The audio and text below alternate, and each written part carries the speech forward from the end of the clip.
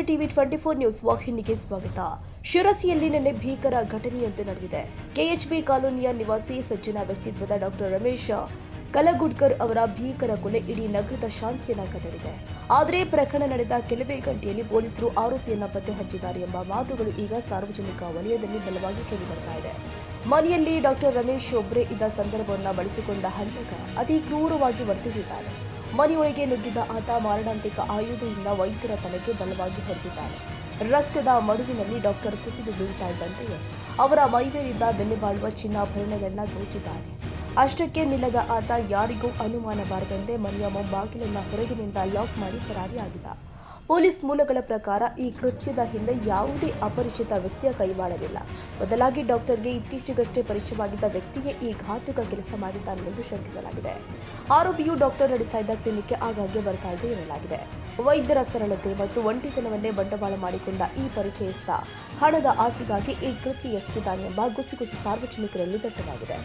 ನಿನ್ನೆ ದಿನಾಂಕ 19 ಏಪ್ರಿಲ್ 2026ರಂದು ಸಿರ್ಸಿ ಹೊಸ ಮಾರುಕಟ್ಟೆ ಪೊಲೀಸ್ ಠಾಣೆಯಲ್ಲಿ ರಾತ್ರಿ ಒಂದು 9 ಗಂಟೆ ಅಷ್ಟೊತ್ತಿಗೆ ಈರಪ್ಪ ತಂದೆ ಫಕೀರಪ್ಪ ಕುಲಕಟ್ಕರ್ ಅವರು 63 ವಯಸ್ಸವರು ಒಂದು ಕಂಪ್ಲೇಂಟ್, ಒಂದು ಮರ್ಡರ್ದ ಕೇಸ್ ಬಗ್ಗೆ ಒಂದು ಕಂಪ್ಲೇಂಟ್ ನೀಡಿರ್ತಾರೆ.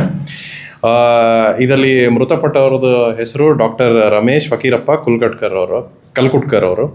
ಇವರು ಆಯುರ್ವೇದಿಕ್ ಡಾಕ್ಟರ್ ಆಗಿರ್ತಾರೆ ಮತ್ತು ಇವ್ರಿಗೆ ವಯಸ್ಸು 52 ವರ್ಷ. ಮತ್ತು ಇವ್ರಿಗೆ ಅವ್ರ ಮೊದಲನೇ ಹೆಂಡತಿಯವರು ತೀರ್ಕೊಂಡು ಒಂದು 5 ತಿಂಗಳು ಆಗಿರುತ್ತೆ. ಮತ್ತು ಅವ್ರಿಗೆ 2ನೇ ವಿವಾಹ ಮಾಡಬೇಕು ಅಂತ ಇಂದು ದಿನಾಂಕ 20ರಂದು ಪ್ಲ್ಯಾನ್ ಆಗಿರುತ್ತೆ ಅಂದ್ಬಿಟ್ಟು ಇವರು ಫಿರ್ಯಾದಿದಾರರು ಹೇಳಿರ್ತಾರೆ, ಅವ್ರ ಅಣ್ಣನಾದವರು. ಅದೇ ಸಮಯದಲ್ಲಿ ಏನಾಗಿರುತ್ತೆ ಅಂದರೆ ಇವ್ರಿಗೆ ಮಕ್ಕಳು ಇಬ್ಬರು ಇರ್ತಾರೆ, ಇಬ್ಬರು ಕೂಡ ಓದಿ ಬೇರೆ ಊರಲ್ಲಿ ಇರ್ತಾರೆ. ಸೊ ಇವರು ಒಬ್ಬರೇ ಒಂಟಿ ಇರೋದ್ರಿಂದ ಇವ್ರಿಗೆ ಮದುವೆ ಮಾಡಬೇಕು ಅನ್ನೋದು ಅವ್ರು ನೋಡ್ಕೊಳ್ಳೋಕ್ಕೆ ಪ್ಲಸ್ ಜೊತೆಗೆ ಇರೋದಕ್ಕೋಸ್ಕರ ಇದು ಪ್ಲ್ಯಾನ್ ಮಾಡಿ ಮದುವೆ ಮಾಡಿಸೋಕ್ಕೆ ನಿರ್ಧಾರ ಮಾಡಿರ್ತಾರೆ. ಸೊ ಇದ್ರ ಹಿಂದಿನ ದಿವಸ ಅವತ್ತಿನ ದಿವಸ ರಾತ್ರಿ ಅವರು ಮನೇಲಿ ಇದ್ದಿರ್ತಾರೆ ಡಾಕ್ಟರ್ ರಮೇಶ್ ಅವರು. ಇದ ನಂತರ ಅವ್ರಿಗೆ ಸಂಬಂಧಪಟ್ಟಂಗೆ ಅವ್ರ ಅಕ್ಕದಿಯರು ಕೂಡ ಬಂದಿರ್ತಾರೆ. ಅವ್ರು ಬಂದು ಇವ್ರಿಗೆ ಕಾಲ್ ಮಾಡಿ ನೋಡಿರ್ತಾರೆ. ಇವ್ರಿಂದ ಏನೂ ಯಾವುದೇ ಥರ ರೆಸ್ಪಾನ್ಸ್ ಬಂದಿರೋದಿಲ್ಲ. ಮತ್ತು ಸಂಜೆ ಮನೆಗೆ ಹೋಗಿ ನೋಡಿರ್ತಾರೆ. ಸಂಜೆ ಹೋಗಿ ನೋಡಿದ ತಕ್ಷಣ ಅಲ್ಲಿ ಅವ್ರದ್ದು ಮನೆ ಬಾಗಿಲು ಬೀಗ ಹಾಕಿರುತ್ತೆ. ಆ ಸಮಯದಲ್ಲಿ ಇವ್ರು ಯಾಕೆ ಫೋನ್ ಎತ್ತಾ ಇಲ್ಲ ಮತ್ತು ಏನಕ್ಕೆ ತೆಗಿತಾ ಇಲ್ಲ ಅಂದ್ಬಿಟ್ಟು ಮನೇಲಿ ಲಾಕ್ ಆಗಿದೆ ಅಂತ ನೋಡಿ ಆಮೇಲೆ ಕೊನೆಗೆ ಬಾಗಿಲು ಮುರಿದಿರ್ತಾರೆ. ಅದ್ರಲ್ಲಿ ಮುರಿದು ಅವ್ರದ್ದು ಮೃತಪಟ್ಟಿರೋದು ನೋಡ್ಬಿಟ್ಟು ಪೊಲೀಸ್ಗೆ ತಿಳಿಸಿರ್ತಾರೆ. ತಿಳಿಸಿದ ತಕ್ಷಣ ನಮ್ಮದು ಪೊಲೀಸ್ ಇಲಾಖೆ ಎಲ್ಲ ಇನ್ಸ್ಪೆಕ್ಟರ್, DSP ಅವರು, ಸಬ್ ಇನ್ಸ್ಪೆಕ್ಟರು ಮತ್ತು ಇದ್ರ ಜೊತೆಗೆ ಸೋಕೋ ಆಫೀಸರು ಪ್ಲಸ್ ನಮ್ಮದು ಫಿಂಗರ್ ಪ್ರಿಂಟ್ ಟೀಮ್ ಮತ್ತು ಡಾಗ್ ಸ್ಕ್ವಾಡ್ ಎಲ್ಲ ಸ್ಪಾಟ್ಗೆ ಹೋಗಿ ಇದನ್ನು ಪರಿಶೀಲಿಸ್ತಾರೆ.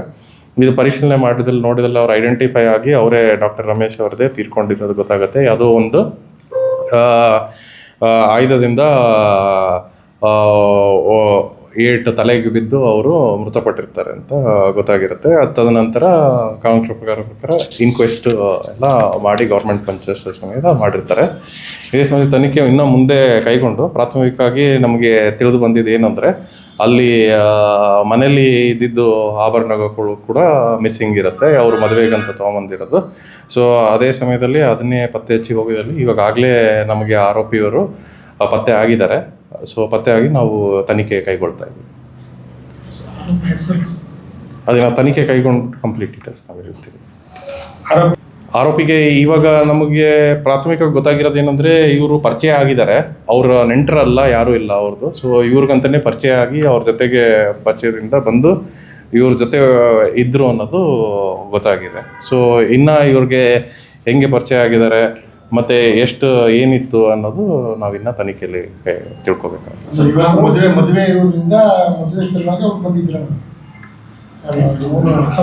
ಮದುವೆ ಸಲುವಾಗಿ ಎಲ್ಲ ನೆಂಟರೆಲ್ಲ ಬರೋಕ್ಕೆ ಶುರುವಾಗಿದ್ದರು. ಸೊ ಅವಾಗ ಅವ್ರ ಅಕ್ಕನ ಇದು ಕೂಡ ಬಂದಿದ್ದು ಅದೇ ಸಲುವಾಗಿ, ಮದುವೆ ಸಲುವಾಗಿ ಮನೆಗೆ ಬಂದಿದ್ದಾರೆ. ಅವಾಗ ಅವ್ರು ನೋಡಿದಲ್ಲಿ ಮನೆಯಲ್ಲಿ ಬೀಗ ಹಾಕಿದೆ ಅಂದಿದ ತಕ್ಷಣ ಅನುಮಾನ ಬಂದಿದೆ. ನಾವು ಬೆಳಗ್ಗೆಯಿಂದ ಫೋನ್ ಮಾಡ್ತಾ ಇದ್ದೀವಿ, ನಾಳೆ ಮದುವೆ ಇದೆ, ಯಾಕೆ ಬಾಗಿಲು ತೆಗೆದಿಲ್ಲ, ಅವೆಲ್ಲ ಫೋನ್ ಏನೂ ಬರ್ತಿಲ್ಲ ಅಂದ್ಬಿಟ್ಟು ಸಂಶಯ ಬಂದಿದ್ದರಿಂದ ಆಮೇಲೆ ಬಾಗಿಲು ಹೊಡೆದಿದ್ದಾರೆ. ಅಲ್ಲಿ ಬಾಗಿಲು ಹೊಡೆದಿರ್ಬೇಕಾದ್ರೆ ಅವ್ರು ನೋಡಿದ್ದಾರೆ. ಸೊ ಅದೇ ಸಮಯದಲ್ಲಿ ಅವ್ರ ನೆಂಟರು ಎಲ್ಲ ನಿನ್ನೆ ರಾತ್ರಿ ಎಲ್ಲ ಬಂದಿದ್ದಾರೆ ಮದುವೆಗೋಸ್ಕರ. ಯಾರಾದರೂ ಮನೆಯಲ್ಲಿ ಇದ್ದಿದ್ದಲ್ಲಿ ನಮ್ಗೆ ಇನ್ನೂ ತಿಳಿದು ಬರ್ತಾ ಇತ್ತು ಯಾರಾದರೂ ಇದ್ರು, ಏನೇನಿತ್ತು ಅನ್ನೋದು. ಸೊ ಇವಾಗ ನಮಗೆ ತನಿಖೆ ಆದಮೇಲೆ ಕ್ಲಿಯರಾಗಿ ಗೊತ್ತಾಗುತ್ತೆ. ಮತ್ತು ಅವ್ರ ಫ್ಯಾಮಿಲಿ ಎಲ್ಲ ಬಂದು ಅವ್ರನ್ನೆಲ್ಲ ತನಿಖೆ ಮಾಡಿದಾದ್ಮೇಲೆ ನಮ್ಗೆ ಇನ್ನೂ ಪೂರ್ಣ ಮಾಹಿತಿ ತಿಳಿಯುತ್ತೆ. ಈಗ ಸದ್ಯಕ್ಕೆ ನಮ್ಗೆ ಆರೋಪಿ ಸಿಕ್ಕಿದ್ದಾರೆ, ಅದ್ರ ಪ್ರಕಾರ ನಾವು ಪ್ರೊಸೀಜರ್ ಮಾಡ್ತೀವಿ. ಸೊ ಇನ್ನೊಂದಲ್ಲಿ ನಿಮಗೆ ಫುಲ್ ಇನ್ವೆಸ್ಟಿಗೇಷನ್ ಘಟನೆ ತಿಳಿತಾ ಇದ್ದಂತೆ ಎಚ್ಚೆತ್ತ ಶಿರಸಿ ಪೊಲೀಸರು ತನಿಖೆಯನ್ನು ಚುರುಕುಗೊಳಿಸಿದ್ದಾರೆ. ಡಿವೈಎಸ್ಪಿ ಶ್ರೀಮತಿ ಗೀತಾ ಪಾಟೀಲ್ ಅವರ ನೇತೃತ್ವದ ವಿಶೇಷ ತಂಡವು ಹಗಲಿರುಳು ಕಾರ್ಯಾಚರಣೆ ನಡೆಸ್ತಾ ಇದೆ. ಇನ್ನು ಮೊಬೈಲ್ ಕರೆಗಳ ವಿವರ ಮತ್ತು ಸಿಸಿಟಿವಿ ದೃಶ್ಯಾವಳಿಗಳ ಆಧಾರದ ಮೇಲೆ ಪೊಲೀಸರು ಆರೋಪಿಯ ಹತ್ತಿರ ತಲುಪಿದ್ದಾರೆ ಎನ್ನಲಾಗಿದೆ. ಈಗಾಗಲೇ ಒಬ್ಬ ಶಂಕಿತನನ್ನ ಪೊಲೀಸರು ವಶಕ್ಕೆ ಪಡೆದು ವಿಚಾರಣೆ ಮಾಡ್ತಾ ಇದ್ದಾರೆ ಎಂಬ ಮಾಹಿತಿ ಲಭ್ಯವಾಗಿದ್ದು, ಅಧಿಕೃತ ಪ್ರಕಟಣೆ ಮಾತ್ರ ಬಾಕಿ ಇದೆ.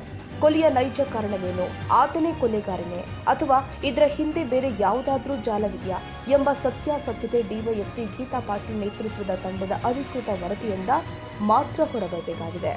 ಕ್ಯಾಮರಾಮನ್ ಲತೇಶ್ ಚಾಟ್ಲ ಜೊತೆ ಸರ್ಫರಾಜ್ ಶ್ರೀ ಟಿವಿ 24 ಕನ್ನಡ ದಾಂಡೇಲಿ.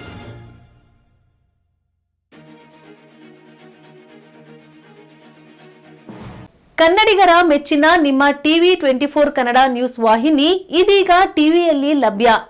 ಕರ್ನಾಟಕ ಮತ್ತು ದೇಶ ವಿದೇಶದ 360 ಡಿಗ್ರಿ ಸುದ್ದಿ ಹಾಗೂ ಉತ್ತರ ಕರ್ನಾಟಕ, ಬೆಳಗಾವಿ, ಬಾಗಲಕೋಟೆ, ಧಾರವಾಡ, ಹಾವೇರಿ, ಗದಗ, ಬಿಜಾಪುರ ಜಿಲ್ಲೆಯ ಕ್ಷಣ ಕ್ಷಣದ ವಿವರವನ್ನ ಪಡೆಯುವುದಕ್ಕೆ ಟಿವಿ 24 ಕನ್ನಡ ನ್ಯೂಸ್ ವಾಹಿನಿಯನ್ನ ಲೈಕ್ ಮಾಡಿ, ವಿಡಿಯೋಗಳನ್ನ ಶೇರ್ ಮಾಡಿ, ಕಮೆಂಟ್ ಮಾಡುವ ಮೂಲಕ ನಮ್ಮ ವಾಹಿನಿಗೆ ಸಹಕಾರ ನೀಡಿ ಮತ್ತು ಚಾನೆಲ್ ಅನ್ನ ಸಬ್ಸ್ಕ್ರೈಬ್ ಮಾಡಿ. Thank you.